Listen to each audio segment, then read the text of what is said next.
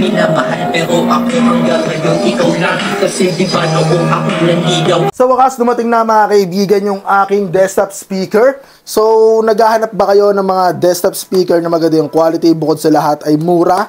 So, ito guys, dumating na yung in-order ko. So, check natin siya guys kung gaano kaganda yung quality na ito mga kaibigan.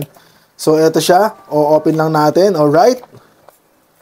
Uy, complete set guys. Grabe yan. Ang ganda ng itsura niya. So, ito yung isasabit natin sa ating mga computer. At ito na yung ating pinaka mismong speaker. Uy, grabe. Tignan natin guys. Wow! Look at that! Sobrang astig mga kaibigan. No? So, kung naghahanap kayo mga kaibigan ng desktop speaker, no, na talagang isahan na lang mga kaibigan, so pwede nyo po subukan to. So, ganito kaganda yan mga kaibigan. No? So, isang beses nyo na siya ikakabit kasi hindi na kayo maguguluhan. No?